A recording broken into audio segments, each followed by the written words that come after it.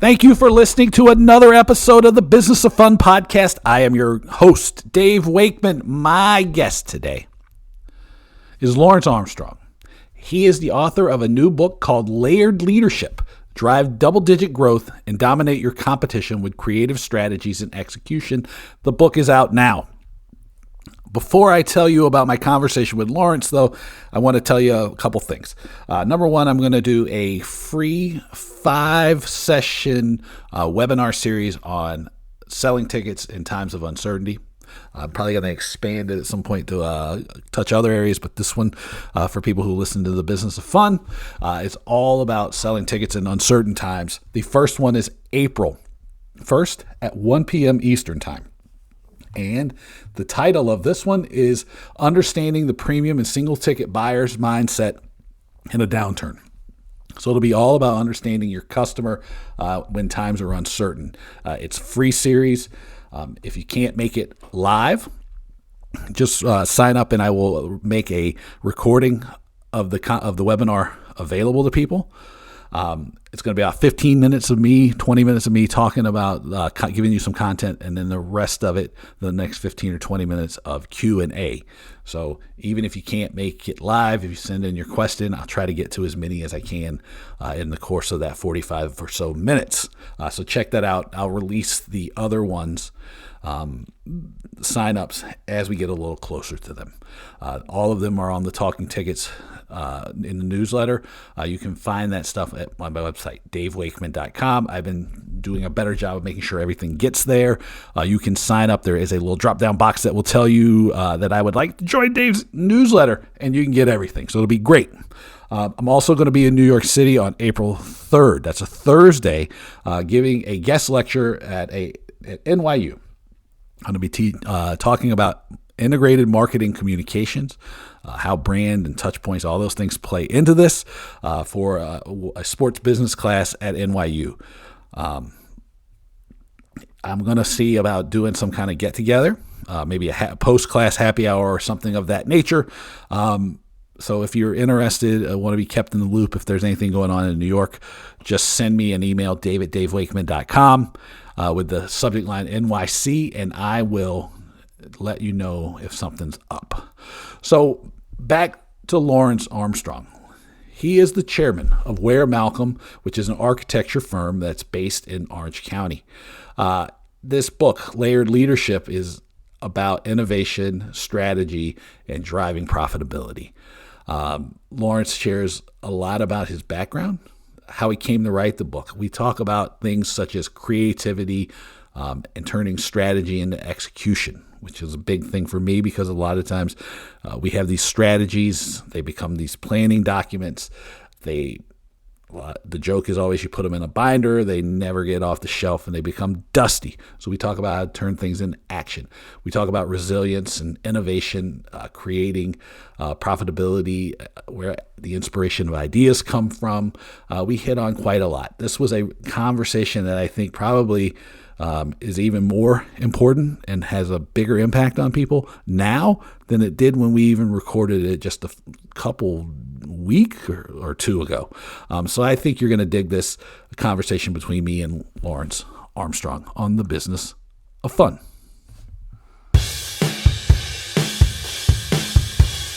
All right, I would like to welcome Lawrence Amstrong, the author of Layered Leadership: Drive Double-Digit Growth and Dominate Your Competition with Creative Strategies and Execution, to the Business of Fun podcast. Lawrence, how are you? I'm doing great. Thanks for having me on, Dave. Appreciate it. After I butchered the name of the new book so many times, it was a lot for me. I'm like, still early enough for me to like be jamming things up. But thank you for taking part in this, and thank you for coming on, because creativity, leadership, strategy, those are three things that when I look around, I think people need help with. So I was like going, well, this is going to be a great book to talk about, because I also had a chance to read through an advanced copy of the book, and I thought some of the ideas were really, really interesting for people. So I think I think for me, the big place to start is the book's broken down into three three sections: foundation, develop a vision and plan, and then how you create strategic growth. I want to start at the beginning here because the big thing is like there's a lot of metaphors in the book, and and I like metaphors because they help people grasp concepts that might be challenging, right? I've always been Right. like, how can you simplify things? Um, when you talk about staying balanced, you have a very specific way of talking about it. Can you lay out that vision for us? Yeah. So, well, it kind of all starts with what I call whole brain thinking and develop your whole brain and being curious about everything, And I think that we all have our strengths and we all have our weaknesses. And to me, if you sort of explore creativity and aren't afraid to take on some of your weaknesses and build out sort of that part of your brain that you may not be as strong in, I think it really helps people. And so that's part of it. But there's a whole bunch of stuff in there just about staying balanced as a person, not being a workaholic, trying to get time for creativity and inspiration that's sort of offline, taking care of your health, taking care of your finances, all kinds of stuff like that. And it all goes into being balanced and being a better leader, I think. Yeah. And you use the example of Leonardo da Vinci at the start, and you talk Yeah. about, and I don't know if it's right away, but like buried in there somewhere was the idea that people want to think about Leonardo da Vinci as a like a stroke of genius. Like he's just like he fell out of the sky, and you actually fight back against that. Can you talk a little bit about why that is? Yeah. So, well, Leonardo, first of all, is just a huge influence on me and the way I think about things. And, I say, my standard thing to say about Leonardo is he was the greatest genius the world has ever known. The thing is about him, he was constantly curious about anything he didn't know or anything he wasn't maybe strong at. So he would throw himself into any subject where he just wanted to know more and be better. And he did that his entire life. So he was an artist. Everybody knows that. But he was a military engineer. He was an architect. He was a civil engineer. He was a great strategist. Strategist. Sorry. He was a great business developer. He built great long-term client relationships, which kept him employed. He kept great care of himself. He knew how to eat right and exercise, and all those things. So he was you know, he was like a forensic scientist when he dissected cadavers, so he could draw things more, the human body more accurately. So, I mean, he was always pushing on himself to learn something new and um, gain a new skill, which is a great example for all of us. Oh yeah, I think if like you learn, I remember the first time I really encountered any kind of like serious exploration of Leonardo da Vinci. I might have been like 19 or 20 in college, and I was like, "What? I don't understand how you can not be exposed to him and his work, and not really be curious about what it is. How he." Managed to have such breadth of interest.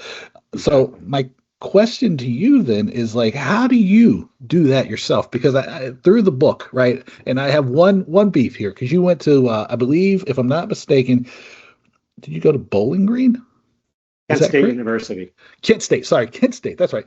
Kent State, which is the same school that Nick Saban did, but you used all Vince Lombardi uh, examples. I was like, what? You're right. Nick You're right. Saban? Yeah, no, but You're right. You're right about that. I mean, Nick Saban is a great golden flash. We're very, very proud of him. and Chrissy Uh, Hind. oh yeah, we have a lot Yeah. of great golden flashes. Chrissy Hine, Joe Walsh. There's all kinds of people. Oh yeah, I was Um, but kidding about I this. just Vince Lombardi he was very inspirational to me. He won the first two Super Bowls, obviously, Hmm. with a team that had really no superstars on it, and the Lombardi credo is something I subscribe to, and in terms of leadership, and it's in there, and so he sets a great example as well. And so, I use, in a similar way, but kind of different. He says, kind of whoever you are, wherever you are, whatever situation you're in, you know, your goal should be to improve and be better tomorrow than you were today. And whatever your situation is, you Yeah. can work hard and improve it. And so, to me, that's inspiring. I like that. Yeah. Oh, it definitely is. And I was more just joking because I was like, going, oh, I would have totally. I mean, I went to Alabama, so I use Nick Saban examples everywhere. There you go. That's the only reason. But I There was you going to go. ask you, because you talked about Leonardo da Vinci so much. How do you maintain that sort of curiosity, looking for new things? Because I think a lot of people, they struggle, and this goes into the creativity and the strategy and the leadership of looking at the same things over and over again. And one of the ways that I fight that tendency is, yeah, I'm like all over the place, right? It's like read a newspaper and I make notes about what I see that might be interesting to me, magazines, or like just wander around. So I'm Yeah. curious because it's easy. I find it's easy for people to fall into that rut. It is very easy. And I think that, this adopting this sort of mindset of continuous learning through your whole life, I think is important, and it really helps. And I think it came from some, when I was very young when I had the opportunity to purchase our company, take it over, and uh, people look to you like, what are we doing? Where are we going? And so you I had this sort of self-imposed pressure to say, well, I've got to stay out in front of my company at all times. I have to be thinking about where are we going? What's next? How are we going to get there? What creative strategies can we conceive and then execute to get there? And to do that, you have to learn. You have to be willing to learn, and you have to be Mhm. willing to get better at things you're not very good at. And I think that to me, once I don't know, came to that realization, it just became sort of a lifelong quest, for Yeah. me. And I guess it probably relates to the book a little bit. I've always found it, and I'll be curious, and hopefully this fits into the context of the book, is that to be a really good strategist, like to develop really good strategies, you almost have to be intensely curious, and because you have to look for those patterns outside of the situation you're in. Because if you're an architect and you only look at the ways that other architects are dealing with solutions, then you miss a lot of things, right? You limit the way that you approach things. It mutes your creativity, or maybe I'm wrong. No, you're exactly right. And, for a creative business, that's exactly what can happen. So we set out early on to not just study our competition, which of course we always do, but, we studied great companies and why they were great, and we studied other companies, why they maybe failed or didn't do as well. And we spent a lot of time studying similar like competitors. We did a big study on Home Depot versus Home Base, and why one dominated and one ceased to exist, kind of Hmm. thing. And so we spent a lot of time studying the tech companies and the big conglomerates like GE, and how did they get there? What did they do? What did they do Hmm. wrong? What did they do right? And I think just being students of business in general, Hmm. to understand what strategies they implemented, what worked for them, what of those strategies inspired us, and which ones we could adapt to our business Hmm. um, to move forward. And so that just brought a whole layer, so to speak, Yeah. of thinking into our company, and it's really helped a lot. Yeah. Yeah. I and I'm not necessarily even super young. So I was like home base. I was like, I don't think most people probably have never even heard that name, which is pretty interesting to me. Um, but I was Yeah, like, you're I probably had no right. idea. Yeah, Yeah, well, yeah. but it's good because that's how you know you can have a great idea, and if you don't make the right strategic decisions, you can be lost to time. I mean, so Yeah, so that should make, it's true. at least to me, it makes it more important that you're making, you're spending the time taking the conscious decisions to be strategic.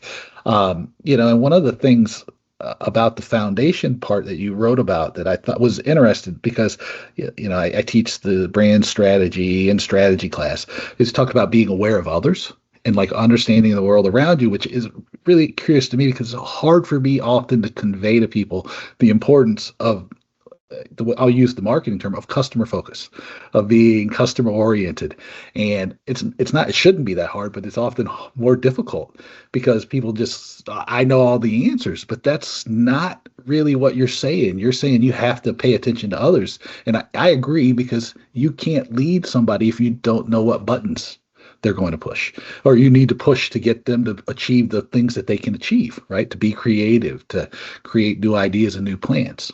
Exactly. Yeah. So, a big focus of ours is, really understanding whether it's a teammate or your client, uh, you know, understand the point of view of that other person and try to service that point of view, especially the client, because, and that's why we as a company became experts in commercial real estate because we think we understand our client's business really well. And so the designs we provide are a response to that and hopefully give them a good product that will stand the test of time. And so, but you don't really get there if you don't understand what their business is and what their motivations are. And so it's really important that you understand other people's point of Yeah. view. And that's just one example. I mean, architecture and design is a team sport, and there's a lot of people involved to make anything happen. And Mhm. so, teamwork's important, and you have to understand the collaborative process and the give and take, and be understanding of someone else's point of view. Yeah, and I think really that's just a good life lesson because I Well, think yeah, probably of course. we could all do a little bit of that more often. Well, So, that's all for right, sure. yeah. So the second part of the book is called "Develop a Vision and Build a Plan." And the first note I actually made at the top of the page where I keep all my notes when I'm preparing to talk to somebody was at the start of I believe chapter 5. You start talking about Lawrence Bosity and Ram Charan's book Execution, and it caught my attention right away because I am a big fan of the work of Roger Martin, who was the dean of the Rotman School of Management, and he calls Execution one of the worst business books he's ever read. I think the way he did it, so that caught my attention. And if I'm wrong, Roger, forgive me. But what I took from it was not that. It was actually you talked about if you can't tell me your strategy in 20 minutes or get it down to one page, then you don't have a strategy, you have a thought of a strategy. And I like that because I sit on a board of an organization here in DC. And for, I want to say 7 or 8 years, they couldn't get a strategy together. And then I joined and we were able to solve it in we were able to put one together in about 6 weeks. Because I was like, we have to be able to condense this to one page. I go, Ike put the plan for World War II on one piece of paper. If he can do that, then we can as well. Tell me about that because it's sometimes that's one that's hard because again I don't think people understand what strategy really is and they don't understand like what it really means. Yeah, I agree with that, and it's so important. I think we're all familiar with working months and months and months, and we've seen it on plans that just are thick, you know, Mhm. tome and sit on a shelf and never get to see the light of day because they're so cumbersome. They have Mhm. to be simple and clear in what you dominate in, what you're great in. Jack Welch said we have to be number one or number two in every business we're going to be in. And I believe that too. We're not going to enter a business that we can't dominate. Um, and so you have to be able to put it in very clear terms so that your company understands it and your clients understand it.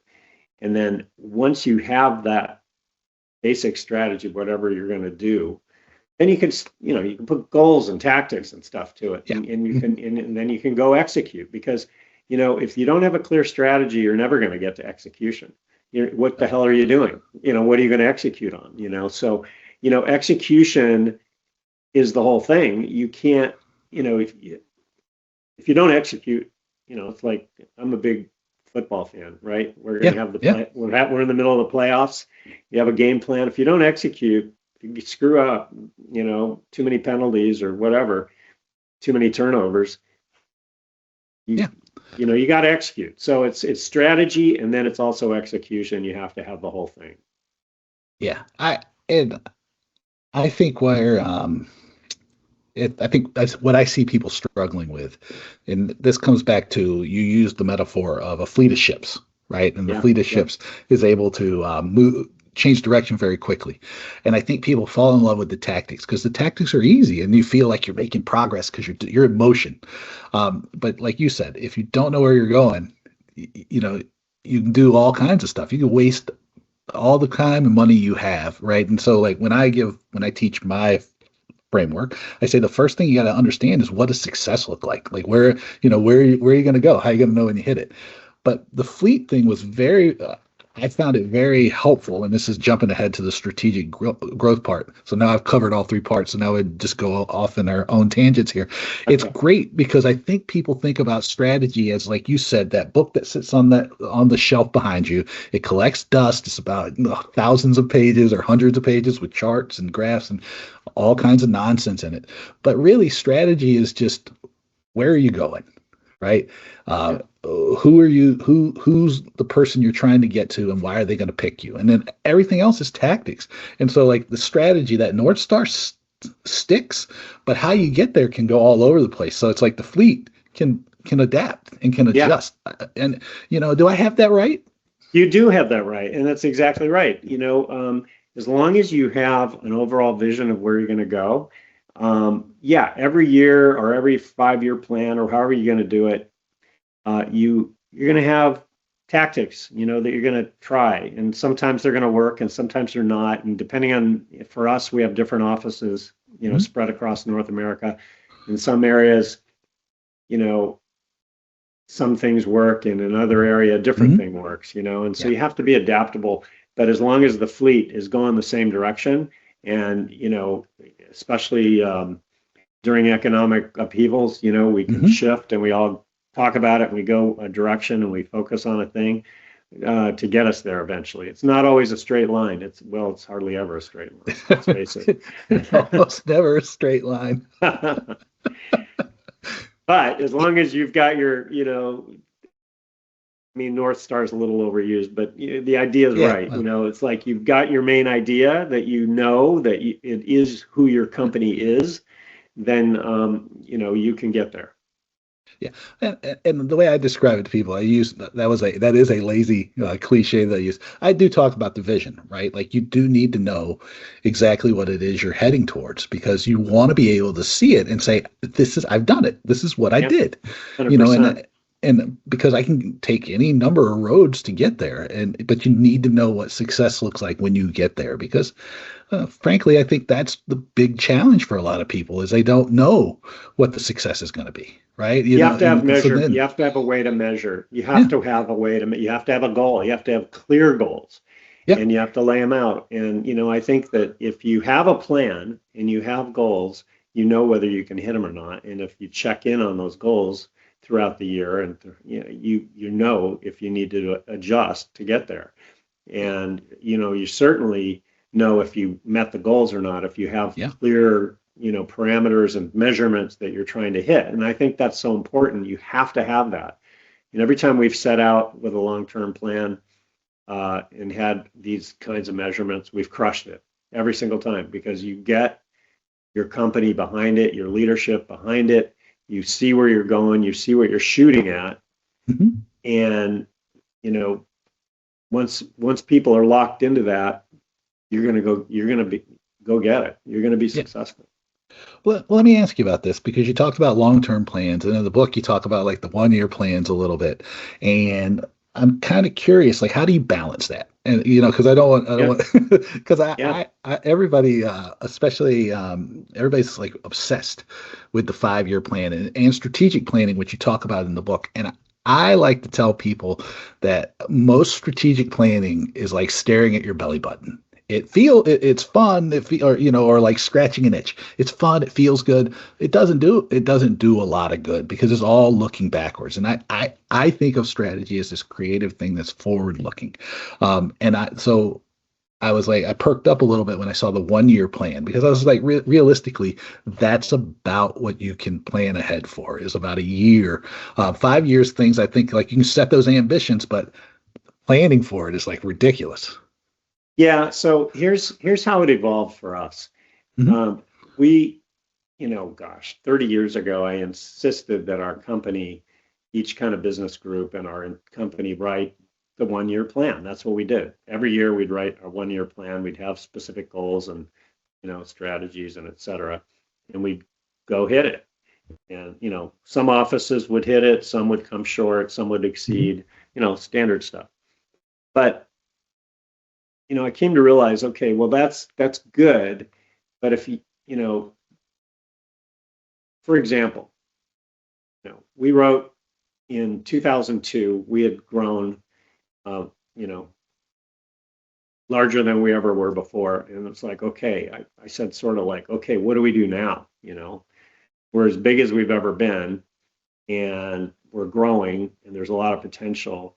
And Hmm. so we wrote our first 5 year plan, and it was more, it's fully looked forward, and it had big goals, and it had a framework, so it wasn't so specific, Hmm. but it had enough goals that we knew that if we got there, we measured it, and then once we had that, it was like, okay, basically we were going to double in 5 years. We're going to Yeah. double so we called it our 007 plan because we were going to double by Yeah. 2007. So it was Uh-huh. kind of, we put that moniker on it, Hmm.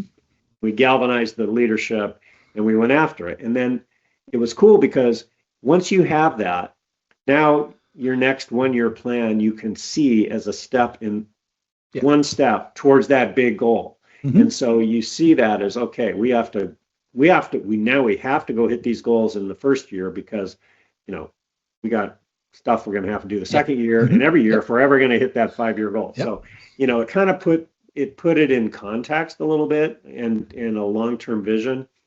And then later I layered on this thing that was more of a vision statement. It was called Ultimate, where Malcolm, and it was like, in the future when we grow up someday and everything is, exactly what we want, our company will be this. Yeah. And so then you could see, each 5 year goal as a step towards that ultimate kind of vision, that big vision.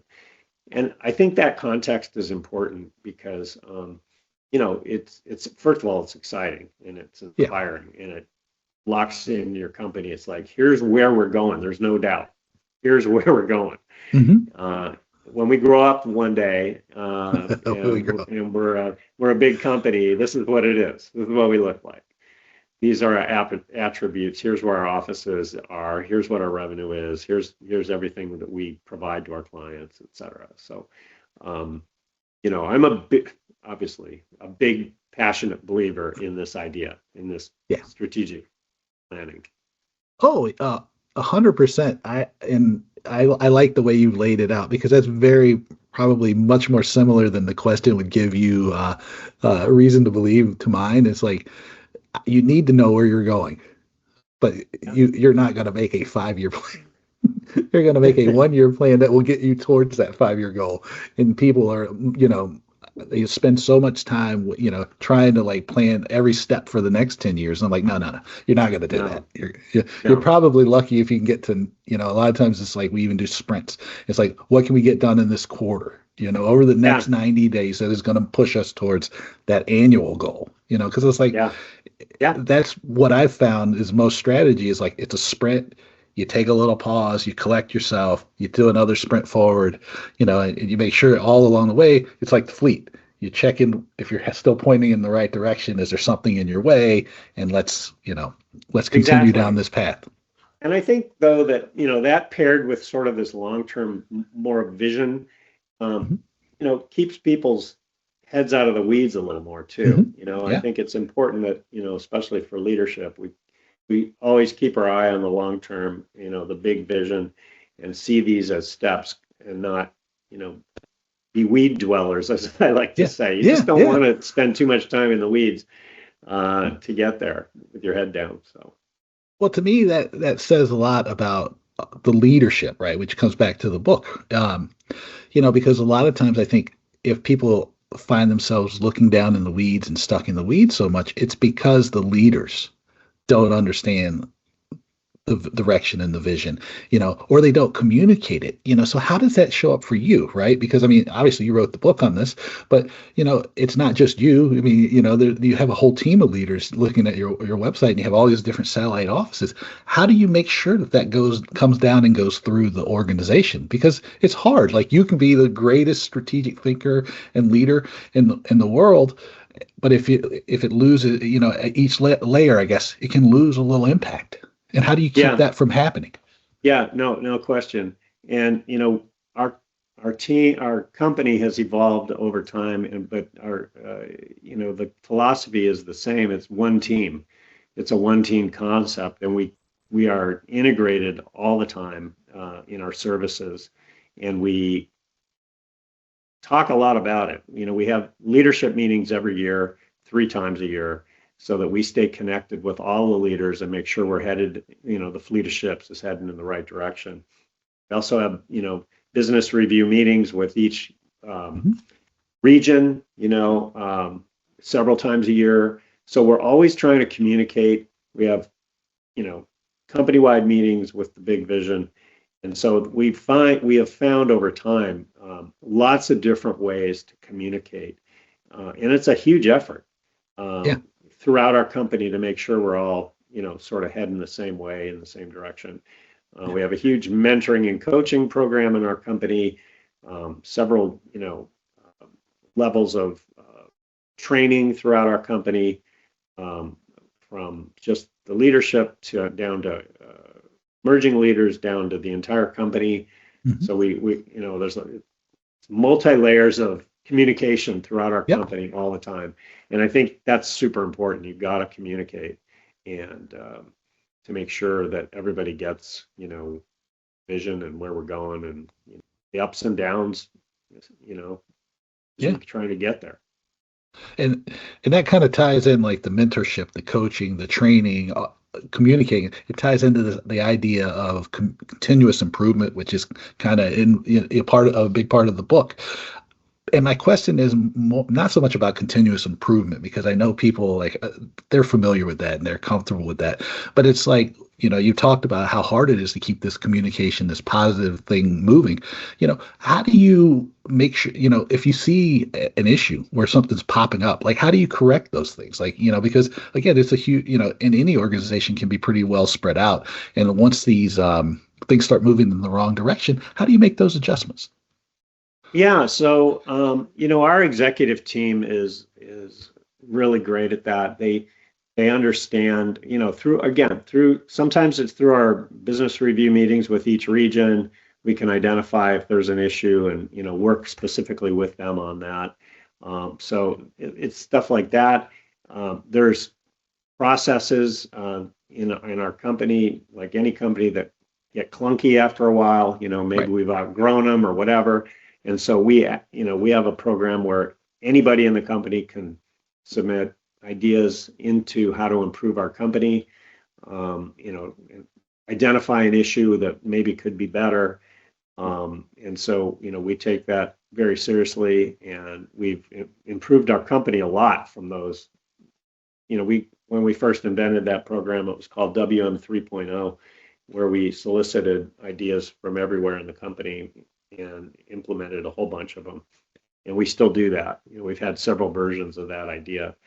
And so there's, again, it's not one way, it's several ways. You just have to, Yeah. again, have open communications and understand that, hey, if there's an issue, we're going to work on it together. Yeah. And I'm curious about this submitting ideas in the WM 3.0, which is how it started. Because, again, the book, going back to the themes of the book, is one of them is creativity. And I'm curious about how, you encourage people to submit ideas. And and this is completely like, this will be like, maybe you'll be like, oh, this is a great idea. I should do this. One sometimes people, you say, hey, bring me all your ideas or submit ideas, and people are afraid to. It's the same thing when you're getting people like brainstorming, right? Somebody can dominate it or they think the idea is stupid. Somebody I work with, they have a bad idea contest. So how do you make sure that like people are willing to come forward with these ideas? Like, how do you encourage that? Because that is like kind of the creativity. Is like sometimes you got to get rid of the bad stuff or like the silly stuff to get to the good stuff. Yeah, and agreed. And I, I think you try to be genuine when you're asking people and give them the platform, and make it easy for them. We created this online submittal thing, and um, you know, we haven't had a problem getting ideas, I would say. I think we got over 1,000 submittals the first time we asked. And so I think that then of course you have to weed through them, figure out okay, which ones are super easy to implement and smart, and we should definitely do that. And so we that's sort of a category. You say, okay, well, those are easy, let's just do them, get them done. Yeah. And then there's bigger ones that take process, and you got to work on, and you assign a group of people together to work on them, and so sometimes those take months or years to implement. But I think showing people that we're willing to take those ideas and implement them and make the company better, I think gives them confidence that they should speak up and submit the ideas. Yeah, it's been great for us. It's been amazing for us, actually.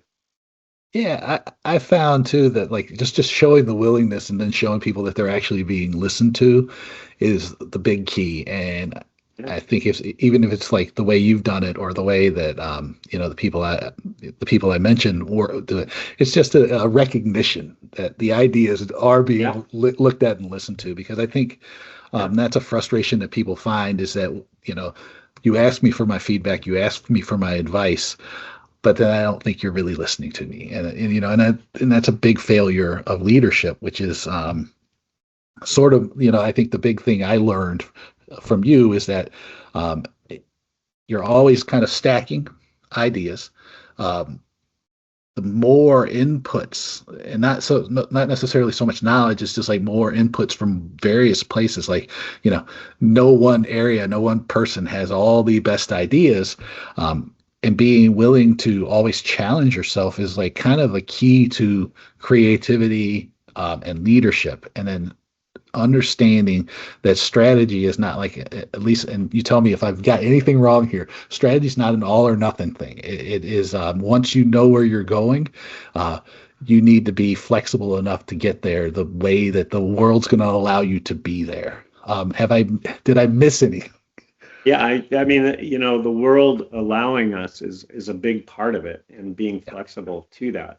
And so, that's kind of part of why I draw inspiration from so many different types of sources, because that in itself is sort of creative. We've got several business books I refer to in the book, and some of these metaphors that we talked about, and different influences from leaders, and all kinds of and different studies of companies, and there's lots of different input, right?